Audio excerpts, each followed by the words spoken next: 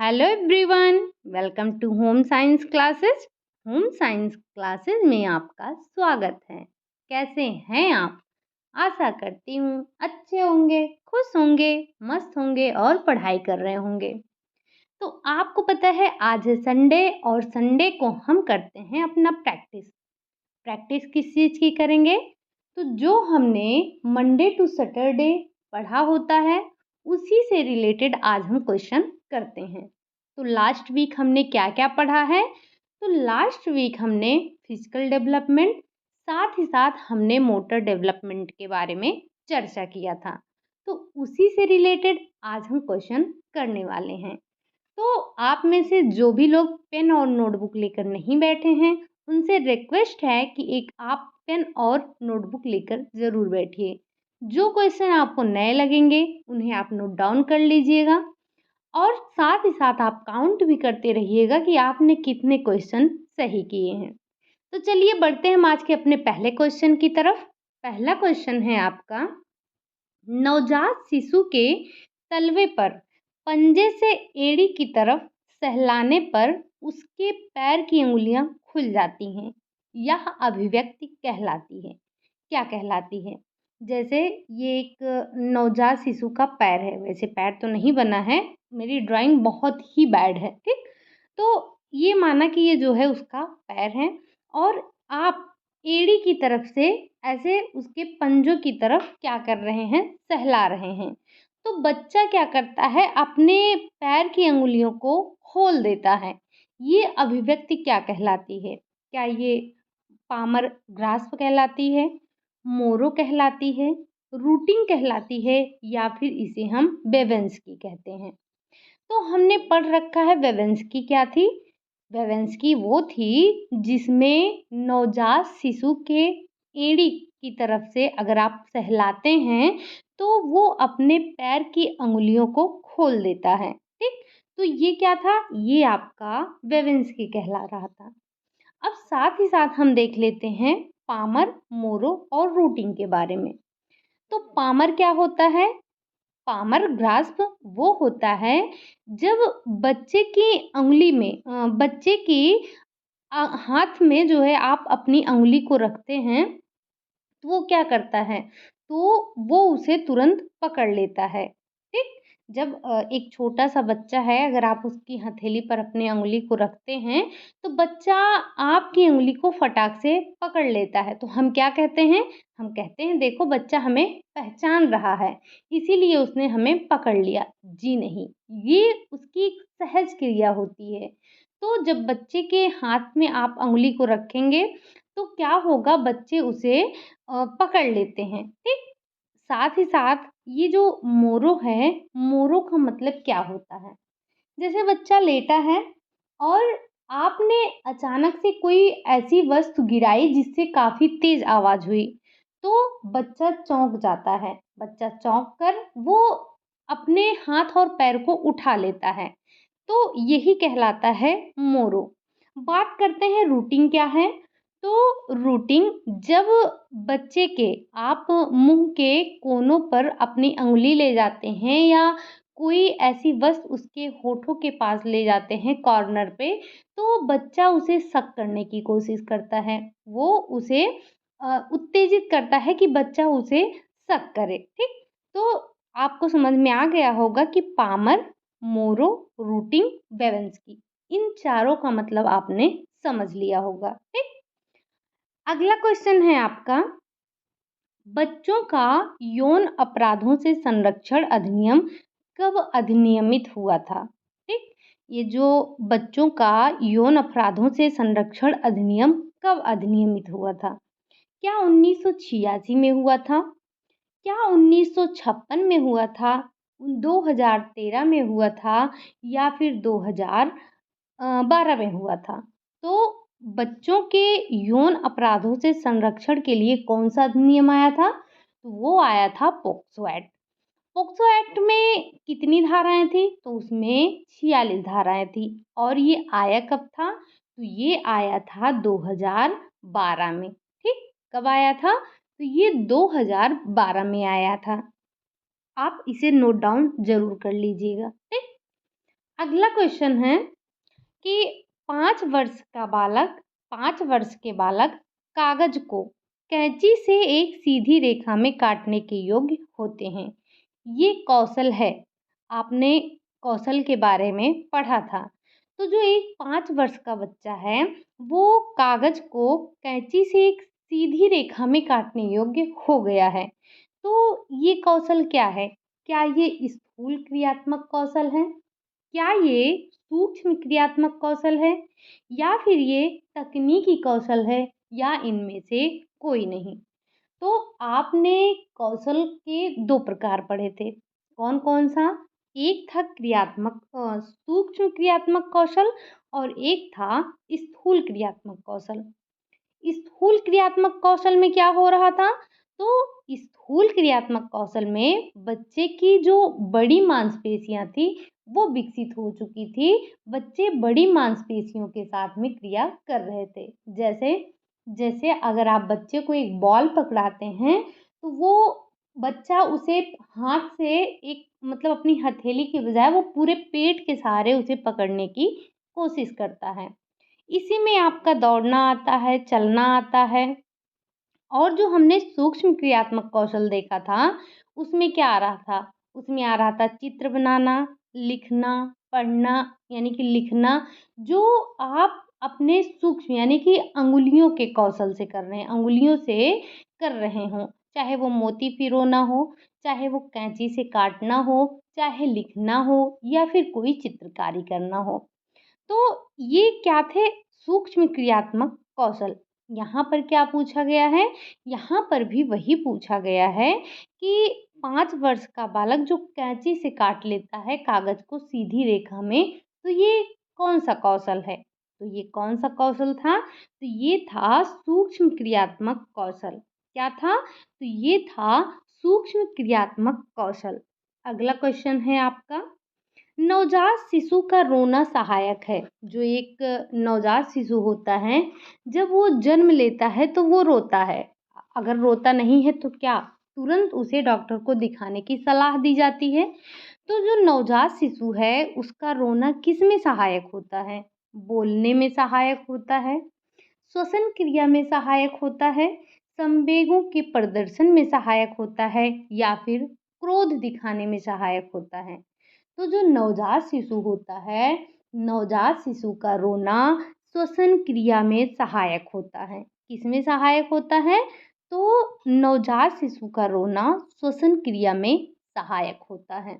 अगला क्वेश्चन है, जन्म के बाद 2 वर्ष तक शारीरिक विकास की गति रहती है। कैसे? तीव्र रहती है, मंद रहती है, शिथिल रहती है या फिर इनमें से कोई नहीं। तो हमने देख रखा है कि जो एक जन्म के बाद 2 वर्ष का बच्चा होता है उसके शारीरिक विकास की गति तीव्र होती है। कैसी होती है? तो तीव्र होती है। अगर शारीरिक विकास का ग्राफ बनाया जाए तो कैसे बनेगा? क्या ग्राफ ऐसे बनेगा? क्या ग्राफ ऐसे बनेगा? आपका ग्राफ ना ऐसे बनेगा और ना ऐसे बनेगा। ग्राफ बनेगा कैसे? तो जो विकास की गति होती है वो एक अवस्था में तीव्र, फिर मंदता आती है, तीव्रता आती है, फिर मंदता आती है, फिर तीव्रता आती है। कुछ इस तरह से ग्राफ चलता है। तो जन्म के बाद 2 वर्षों तक शारीरिक विकास की जो गति होती है वो काफ़ी तीव्र होती है। कैसी होती है? तो वो तीव्र होती है। ठीक? अगला क्वेश्चन है आपका, जन्म के समय एक सामान्य शिशु की औसत लंबाई होती है कितनी? 18 से 20 इंच होती है, 10 से 12 इंच होती है, 25 से 30 इंच होती है या फिर इनमें से कोई नहीं। आपको बताना है कि जन्म के समय जो एक सामान्य शिशु होता है उसकी औसत लंबाई कितनी होती है। ठीक? तो जन्म के समय जो नवजात शिशु होता है उसकी लंबाई 18 से 20 इंच होती है। ठीक? अगला क्वेश्चन है, शिशु की अस्थियां कोमल व लचीली होती हैं क्योंकि यह बनी होती हैं। किसकी बनी होती हैं? ये हमने शायद कई बार चर्चा कर रखा है कि जो नवजात की अस्थियाँ होती हैं वो बहुत कोमल और लचीली होती हैं। तो ये बनी किसकी होती हैं? क्या ये कैल्शियम की बनी होती हैं? क्या ये सोडियम की बनी होती हैं? क्या ये कार्टिलेज की बनी होती हैं? या फिर इनमें से कोई नहीं? तो आपको पता है कि जो शिशु की अस्थियाँ होती हैं वो कार्टिलेज की बनी होती हैं। इसीलिए ये कोमल और लचीली होती हैं। ये अगर अस्थियाँ लचीली और कोमल नहीं होंगी तो जन्म के समय में बहुत सारी समस्याएँ आएँगी। शिशु का जन्म कैसे होगा? क्या जिस तरह से एक नवजात शिशु है वो अपने शरीर को मोड़-तोड़ लेता है, क्या उसी तरह से बड़े भी कर लेते हैं? जी नहीं। तो जो बच्चा होता है उसकी अस्थियाँ कार्टिलेज की बनी होती हैं और ये मुलायम होती हैं, तो बच्चा जिधर चाहे उधर तोड़-मरोड़ सकता है अपनी हड्डियों को, ठीक? इससे शिशु के जन्म में भी आसानी होती है। अगला क्वेश्चन है, व्यक्ति के अंतिम 4 दाँत यानी कि जो अक्ल के दाँत होते हैं या फिर जिसे हम बुद्धि का दाँत कहते हैं, विज़डम टीथ कहते हैं, वो कब निकलते हैं? उनके निकलने का समय क्या होता है? क्या ये 13 वर्ष की आयु में निकलते हैं?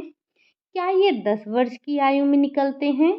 क्या ये 30 से 32 की आयु में निकलते हैं या फिर ये 17 से 25 की आयु में निकलते हैं? तो अगर बात किया जाए विज़डम टीथ की, तो ये सबसे लास्ट में निकलते हैं। कब निकलते हैं? तो ये जो दाँत हैं, ये 17 से लेकर 25 वर्ष की आयु के मध्य में निकलते हैं। आपने देखा था कि दाँत 4 प्रकार के होते हैं। एक तो होता है, वैसे पहले हमने दाँत 2 तरह के देखे, कौन-कौन से? तो एक था अस्थायी दाँत और एक था अस्थायी दाँत। अस्थायी दाँत कितने थे?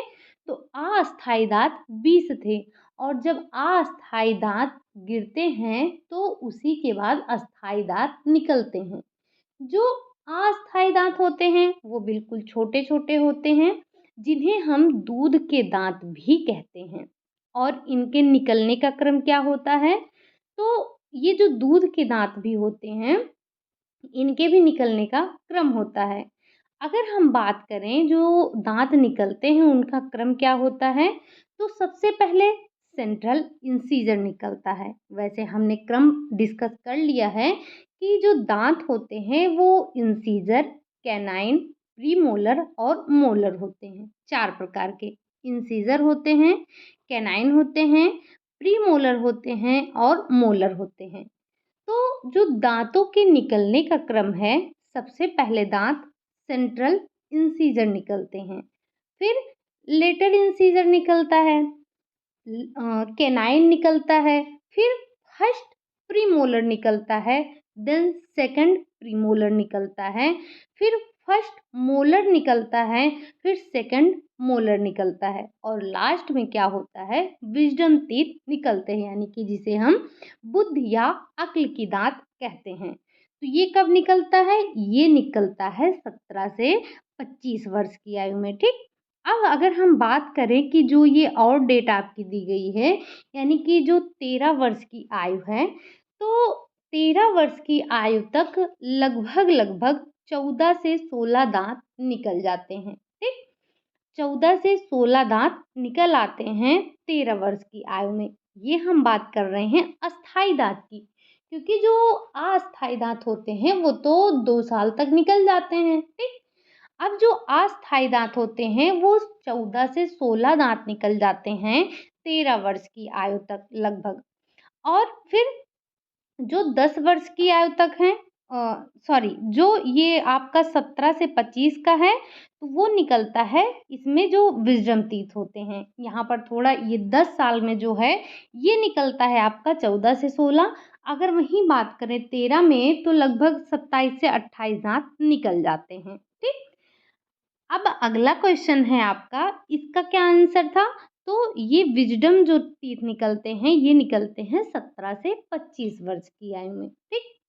अगला क्वेश्चन है आपका, जो एक नवजात शिशु होता है, नवजात शिशु के शरीर का तापमान होता है, कितना होता है? क्या 98.2 डिग्री फ़ारेनहाइट से 99 डिग्री फ़ारेनहाइट होता है?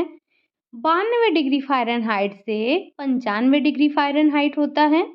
102 डिग्री फ़ारेनहाइट से 104 डिग्री फ़ारेनहाइट होता है, या फिर इनमें से कोई नहीं? तो आपको पता है कि जो एक नवजात शिशु होता है, नवजात शिशु का जो तापमान, शरीर का तापमान होता है, वो काफ़ी अधिक होता है। कितना होता है? तो आपने पढ़ा है क्या? 98 से लेकर 98.2 से लेकर 99 डिग्री फ़ारेनहाइट तक होता है। ठीक? जो नवजात शिशु होता है, इसमें आप एक बात और ध्यान रखेंगे कि नवजात शिशु के जो शरीर का तापमान होता है, वो सुबह में कम होता है, लेकिन शाम के टाइम उसका टेम्परेचर बढ़ जाता है। ठीक? अगला क्वेश्चन है, शैशवावस्था में रक्तचाप होता है, क्या होता है?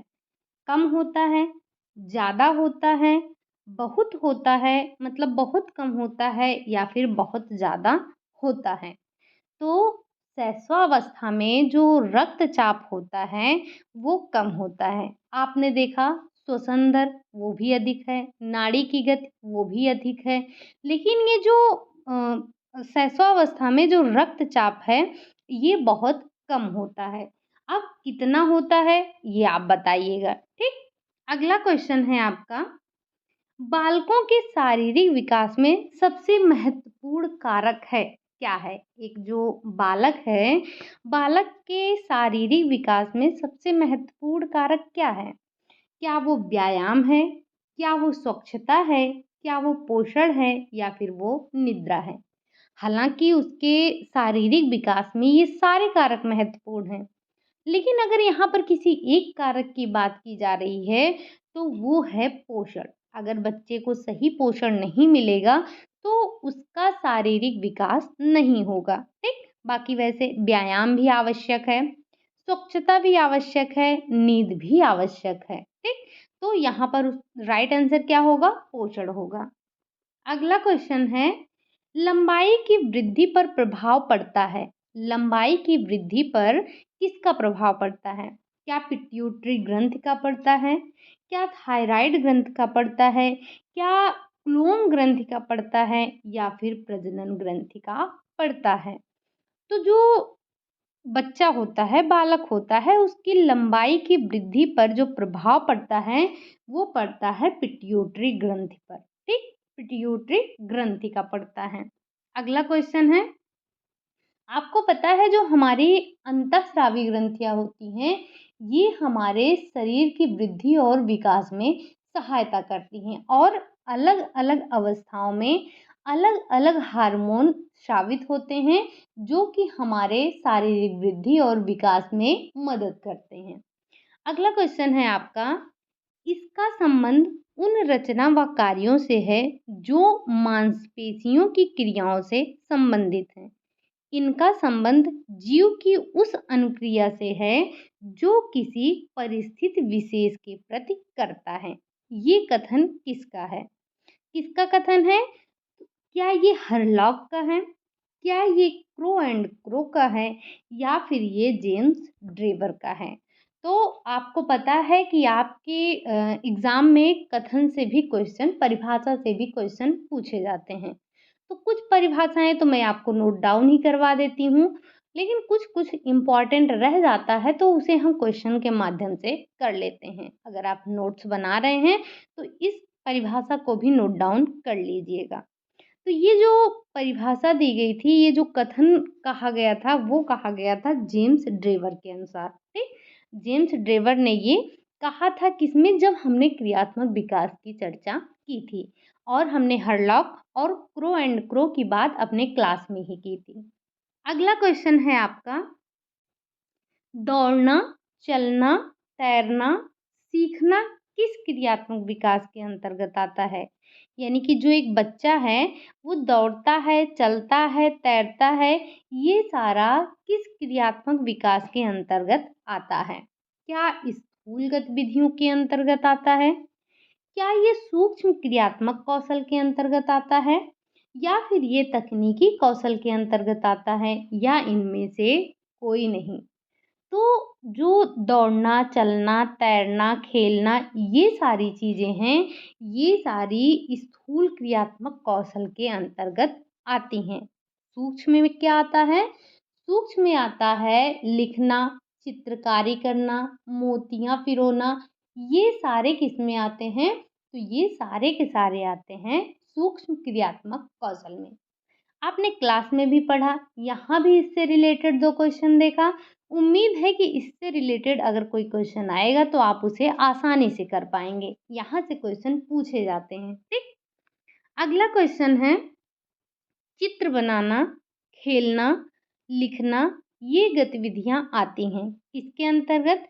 स्थूल गतिविधियों के अंतर्गत, सूक्ष्म क्रियात्मक कौशल के अंतर्गत, तकनीकी कौशल के अंतर्गत या फिर इनमें से कोई नहीं। तो अभी-अभी आपने देखा कि ये कहाँ आ रहा था? ये आ रहा था सूक्ष्म क्रियात्मक कौशल के अंतर्गत आ रहा था, ठीक?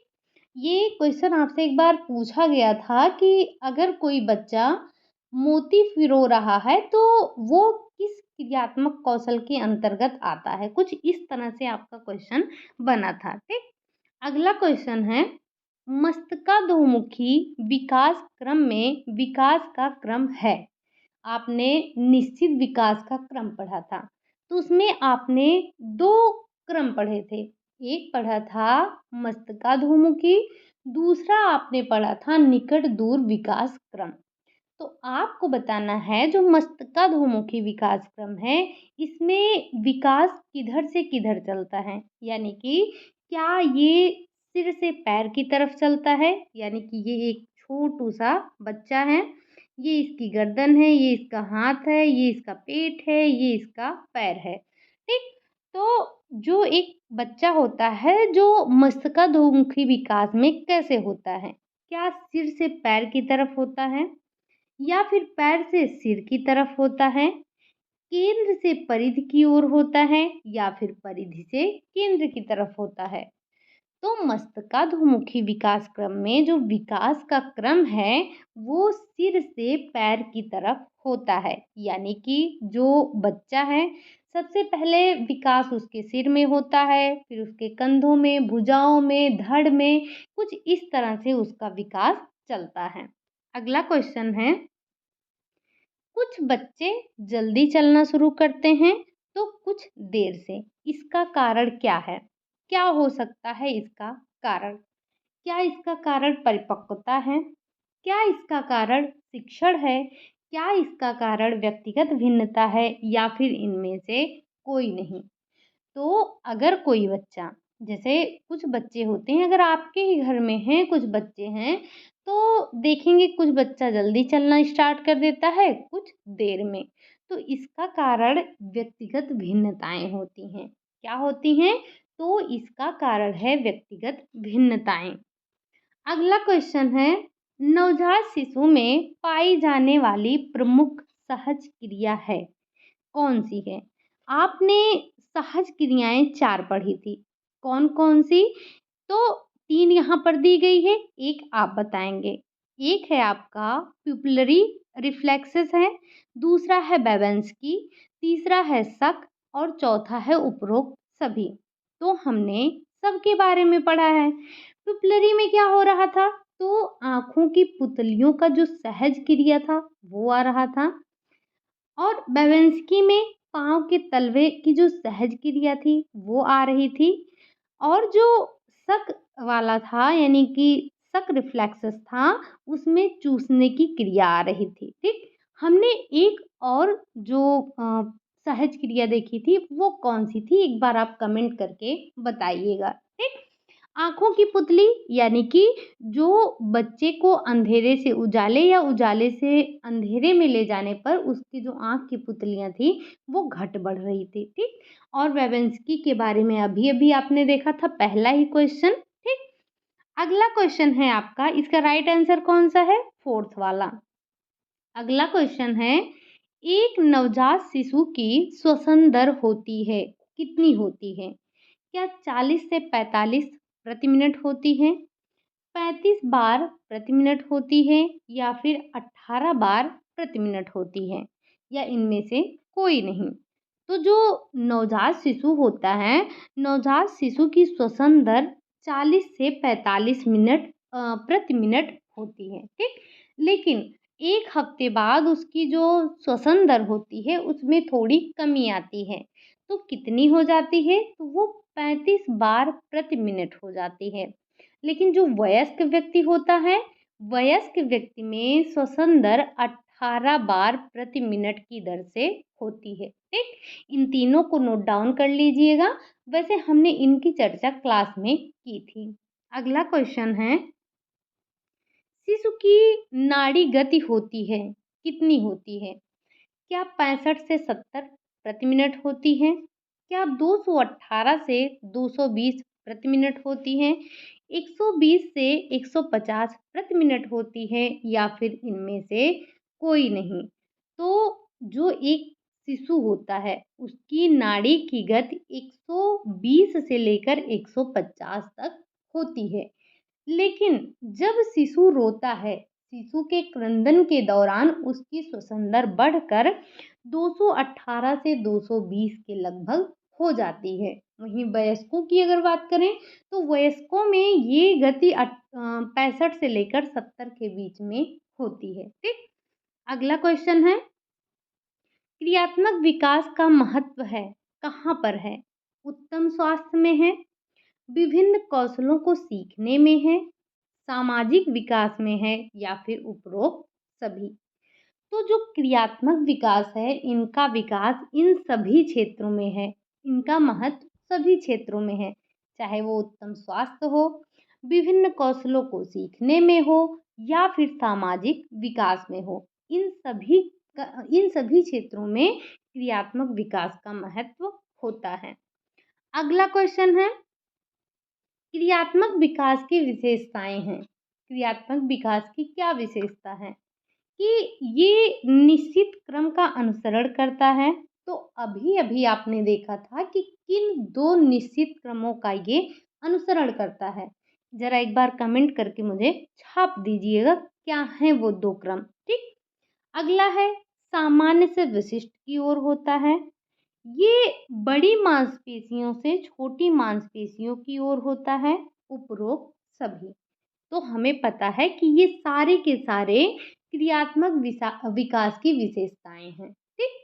अगला क्वेश्चन है, किस माह का बच्चा अपने नेत्र समन्वय करने में सक्षम हो जाता है? कितने माह का बच्चा? क्या वो 1 माह का बच्चा होता है, 3 माह में, 6 माह में, या फिर 1 वर्ष में? कितने समय में जो एक बच्चा होता है वो अपने नेत्रों पर समन्वय करना सीख जाता है? तो जो 3 माह का बच्चा होता है वो अपने नेत्रों पर समन्वय करना सीख जाता है। अब जो बच्चा है वो अपने नेत्रों पर समन्वय तो करना सीख जाता है, लेकिन वो कितने प्रकार से समन्वय करता है? हमने देखा था वो 3 तरह से समन्वय करता है।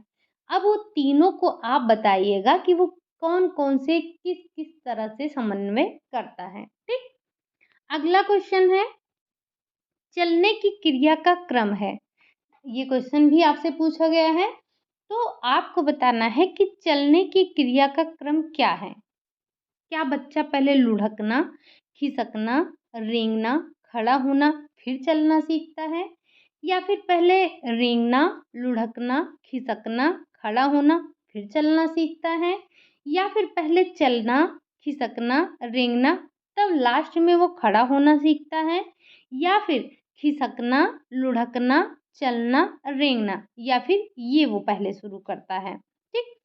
तो आपको पता है कि चलने के क्रम में अगर बात की जा रही है तो चलना सबसे लास्ट में आएगा। अब ये दोनों तो हमारे वैसे ही कट हो जाएंगे, बचा क्या आपका? तो बचा आपका ये पहला और दूसरा। अब इन्हीं दोनों में से एक होगा, तो क्या होगा? पहले बच्चा लुढ़कता है, फिर बच्चा खिसकता है, फिर बच्चा रेंगता है, फिर खड़ा होने की कोशिश करता है, खड़ा होता है, और लास्ट में वो क्या करता है? चलना सीखता है। तो चलने का सही क्रम क्या है? चलने का सही क्रम आपका पहला हो जाएगा। अगला क्वेश्चन है, क्रियात्मक कौशल को प्रभावित करने वाले कारक हैं। जो क्रियात्मक कौशल है उसको प्रभावित करने वाले कारक कौन कौन से हैं? क्या वो शारीरिक विकास है, क्या वो बीमारी है, सीखने का अवसर है, या फिर उपरोक्त सभी? तो आपको पता है कि जो क्रियात्मक कौशल है, क्रियात्मक कौशल को प्रभावित करने वाले कारक ये सारे के सारे हैं। चाहे वो बीमारी हो, चाहे वो शारीरिक विकास हो, चाहे वो सीखने के अवसर हों। हमने और बात किया था जो क्रियात्मक कौशल को प्रभावित करने वाले कारक हैं, ज़रा आप 2 नाम इसके अलावा आप बता दीजिए कि और कौन-कौन से 2 थे? हालाँकि हमने और भी पढ़े थे, तो उनमें से इन तीनों को छोड़कर आपको जो याद हो वो आप यहाँ पर छाप सकते हैं। अगला क्वेश्चन है, वैसे मैं आपसे उम्मीद कर रही हूँ कि जो क्वेश्चन मैं आपसे पूछ रही हूँ, आप उसका आंसर ज़रूर देंगे और लास्ट में मुझे बताएँगे भी कि आपने कितना क्वेश्चन सही किया है, क्योंकि हमने सिर्फ 2 ही टॉपिक पढ़ा था पिछले सप्ताह में। अगला क्वेश्चन है आपका, चलने की क्रिया में विलंब का कारण है। चलने की क्रिया में विलंब होने का और क्या कारण हो सकता है, मतलब क्या कारण हो सकता है? बालक का रोगी व दुर्बल होना, बालक के पैरों में कोई बीमारी होना, बालक के भार सामान्य से अधिक होना, या फिर उपरोक्त सभी। तो वैसे तो ये चलने के बच्चे के देरी से चलने के सारे कारण हैं, आपका उपरोक्त सभी सही है। लेकिन इसके अलावा भी आपको 2 बताना है कि और 2 कारण कौन-कौन से हैं बच्चे के विलंब से चलने के, ठीक? हमने कई के बारे में चर्चा किया था। अगला क्वेश्चन है आपका, नवजात शिशु को सामना करना पड़ता है। जो एक नवजात शिशु होता है उसे किन चीज़ों का सामना करना पड़ता है? क्या संवेगात्मक समस्याओं का सामना करना पड़ता है, सामाजिक समस्याओं का सामना करना पड़ता है, समायोजन की समस्या का सामना करना पड़ता है, या फिर शारीरिक समस्याओं का सामना करना पड़ता है? तो जो एक नवजात शिशु होता है, नवजात शिशु को समायोजन की समस्याओं का सामना करना पड़ता है, क्योंकि जो बच्चा होता है जब वो जन्म लेता है, तो आपने पहले भी पढ़ रखा है कि ये क्वेश्चन आपसे पूछा जा चुका है कि बच्चे के जन्म के 2 सप्ताह तक उसके वजन में कमी आने का कारण क्या है? तो कमी आने का कारण ये है कि वो समायोजन करता है। माँ के गर्भ के अंदर का जो वातावरण होता है वो अलग होता है, और जो गर्भ के बाहर का वातावरण होता है वो अलग होता है। तो बच्चे को जन्म के बाद बाह्य वातावरण के साथ समायोजन करना पड़ता है। तो बच्चा मुख्य रूप से 4 चीज़ों के साथ समायोजन करता है। अब वो 4 चीज़ें कौन-सी हैं? आपको बताना है कि वो 4 चीज़ें कौन-सी हैं जिनके साथ में वो समायोजन करता है, ठीक? ये आपका काम है बताना। अगला क्वेश्चन है आपका, विकास के सभी क्षेत्र होते हैं, कैसे होते हैं? एक दूसरे से संबंधित होते हैं, एक दूसरे पर निर्भर होते हैं, वातावरण से संबंधित होते हैं, या फिर आनुवांशिकता से प्रभावित होते हैं। तो जो विकास के क्षेत्र होते हैं, विकास के सभी क्षेत्र एक दूसरे से संबंधित होते हैं। अगर किसी बच्चे का संवेगात्मक विकास, शारीरिक विकास बाधित हुआ तो संवेगात्मक होगा, सामाजिक होगा, और उसका शारीरिक विकास तो बाधित है ही। वैसे ही अगर बच्चे का संवेगात्मक विकास बाधित है तो वो सामाजिक विकास भी बाधित होगा।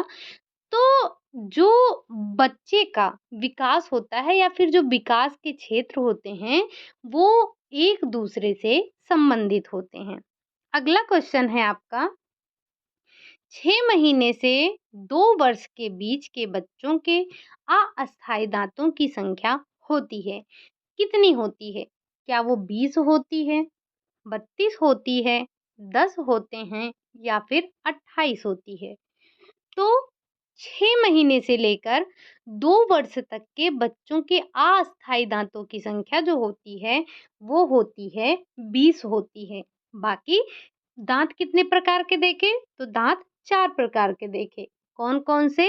इंसिजर, कैनाइन, प्रीमोलर और मोलर, प्रीमोलर और मोलर, लास्ट में क्या निकलता है? विजडम।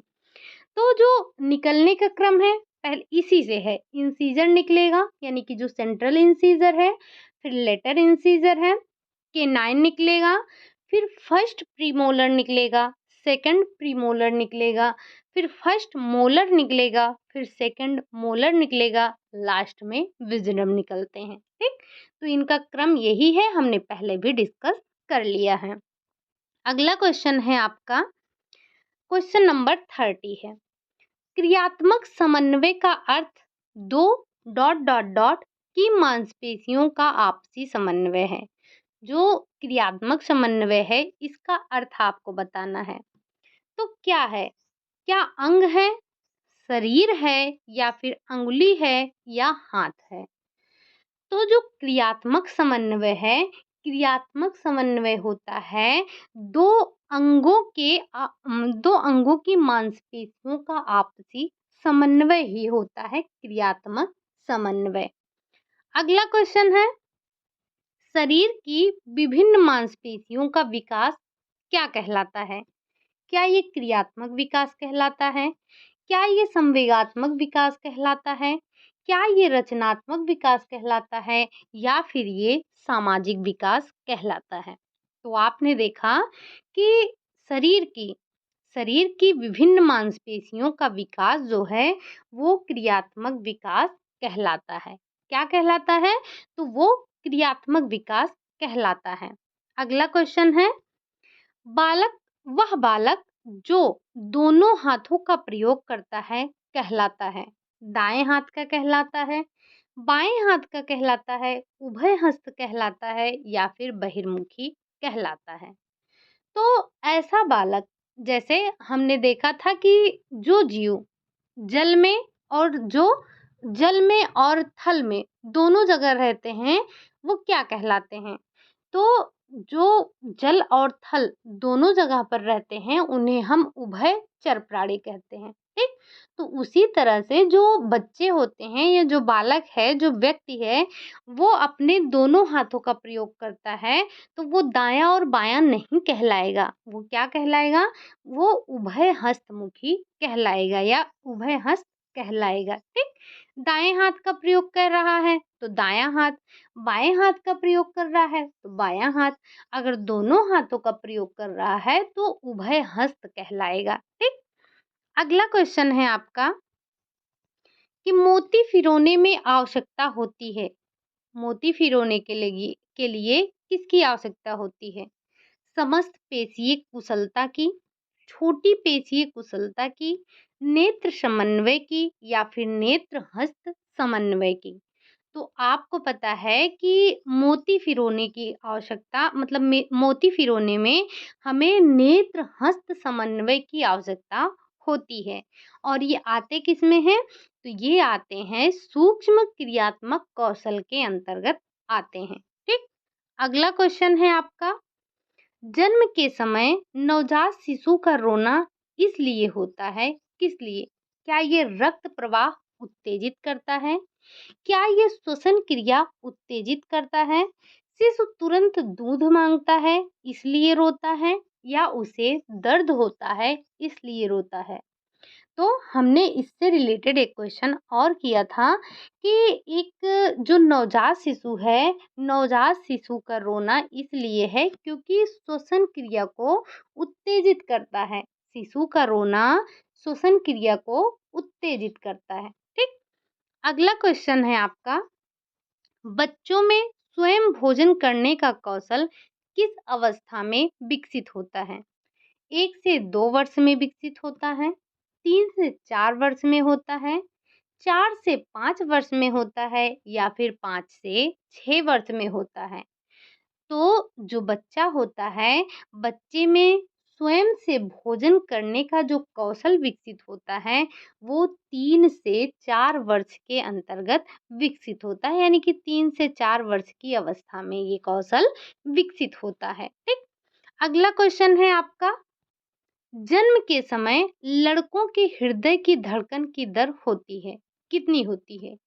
100 बार प्रति मिनट होती है, 110 बार प्रति मिनट होती है, 150 बार प्रति मिनट होती है या फिर 40 बार प्रति मिनट होती है।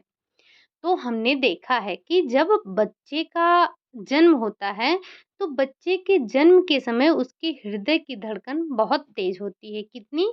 150 बार प्रति मिनट होती है। लेकिन लेकिन जब शिशु क्रंदन करता है, तो क्रंदन के समय उसकी जो उसकी जो धड़कन है, हृदय की धड़कन है, वो बढ़कर कितनी हो जाती है? तो लगभग 220 के आसपास पहुँच जाती है। ठीक?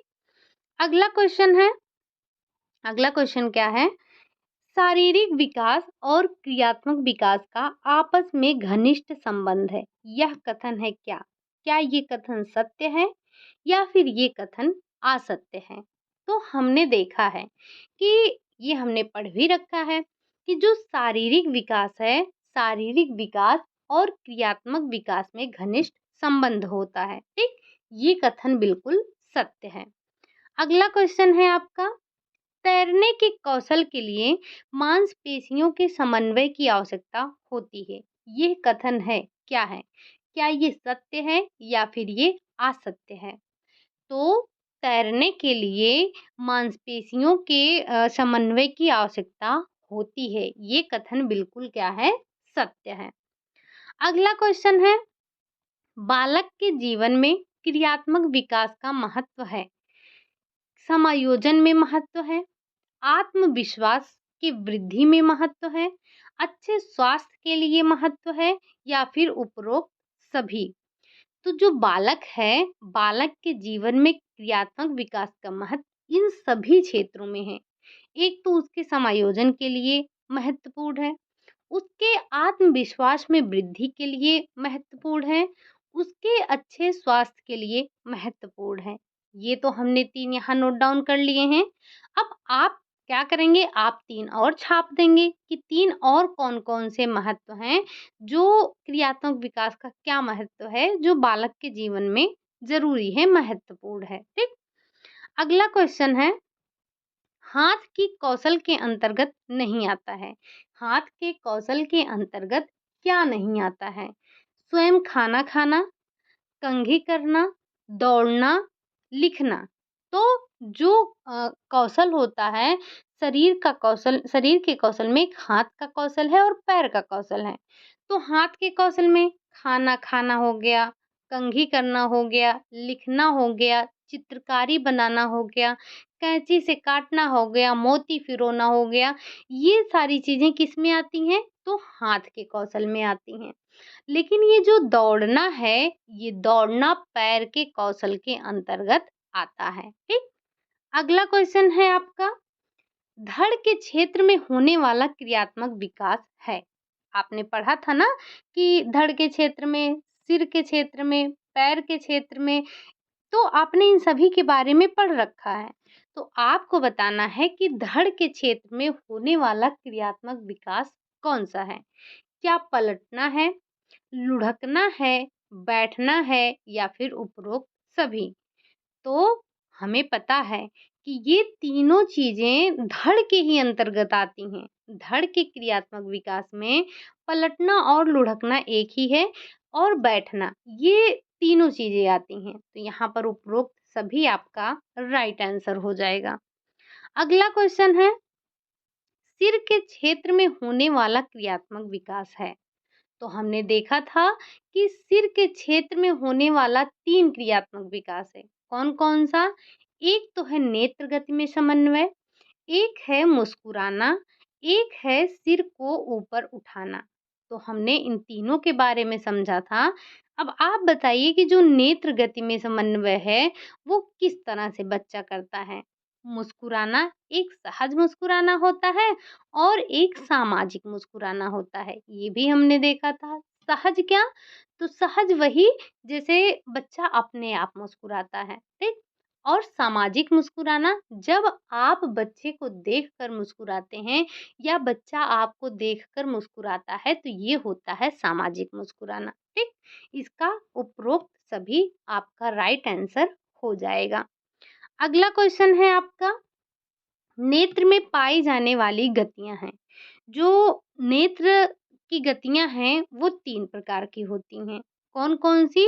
तो एक है समानांतर गति, एक है लंबवत गति और एक है वृत्ताकार गति, ठीक? तो समानांतर में क्या होता है? बच्चा अपने सिर्फ दाएँ-बाएँ ही देख सकता है। लंबवत में बच्चा ऊपर से नीचे और नीचे से ऊपर देखता है। लेकिन जब वृत्ताकार की बात करें तो वृत्ताकार गति में बच्चा दाएं बाएं ऊपर नीचे किसी भी तरह से देख सकता है। तो राइट आंसर क्या हो जाएगा? उपरोक्त सभी आपका राइट आंसर हो जाएगा, ठीक। अगला क्वेश्चन है, निकट दूर विकास क्रम में क्रियात्मक विकास होता है।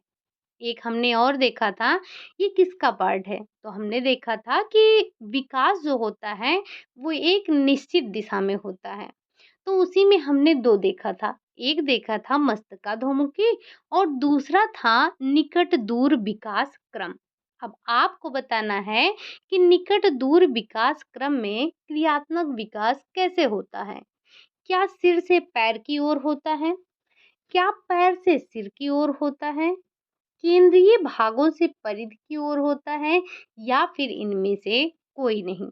तो हमने एक छोटू-सा, मोटू-सा बाबू बनाया था। कैसे? ऐसे, ऐसे छोटू हैं ये इनका गला हो गया, ये इनकी धड़ हो गई, ये इनका हाथ हो गया और ये इनका पैर हो गया, ठीक? तो ये इनका पैर हो गया। अब इसमें क्या है? तो जब हमने देखा था मस्तकाधोमुखी, मस्तका मतलब मस्तक से पैर की ओर यानी कि सर से पैर की ओर जा रहा था, ठीक? विकास सर से पैर की ओर हो रहा था। लेकिन निकट दूर विकास क्रम में जो विकास हो रहा है, वो केंद्रीय भागों से परिधि की ओर हो रहा है, यानी कि इधर से इधर हो रहा है विकास, ठीक?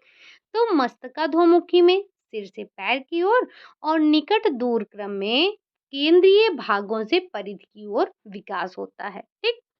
अगला क्वेश्चन है और आज का आपका लास्ट क्वेश्चन है कि बच्चे में क्रियात्मक विकास प्रारंभ होता है, कब से होता है?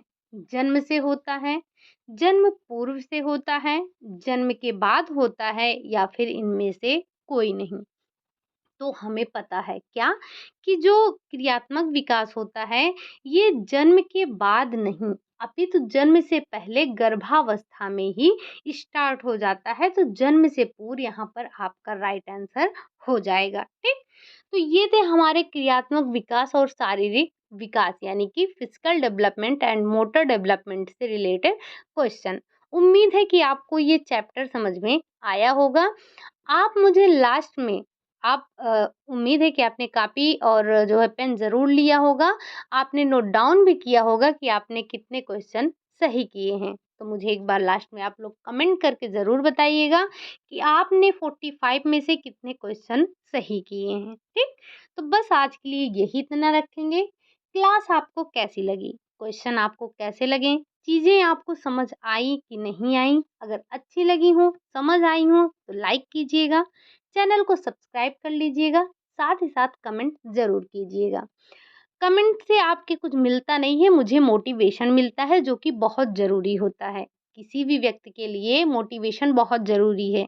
तो अगर आप लाइक नहीं करेंगे और कोई कमेंट नहीं करेंगे तो मैं डिमोटिवेट हो जाऊँगी। मुझे समझ नहीं आता है कि आपको चीज़ें समझ आ रही हैं या नहीं आ रही हैं, ठीक?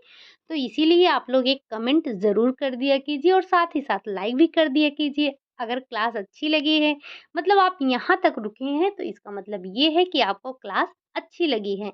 अब अगर यहाँ तक रुके ही हैं तो लाइक कर दीजिएगा, चैनल को सब्सक्राइब भी कर लीजिएगा, साथ ही साथ कमेंट ज़रूर कर दीजिएगा। और हाँ, जिसके पास भी जिसने भी शेयर नहीं किया है तो सिर्फ़ एक-एक लोग को शेयर ज़रूर कर दीजिएगा। ठीक है, फिर मिलते हैं नेक्स्ट क्लास में, तब तक के लिए बाय बाय, टेक केयर।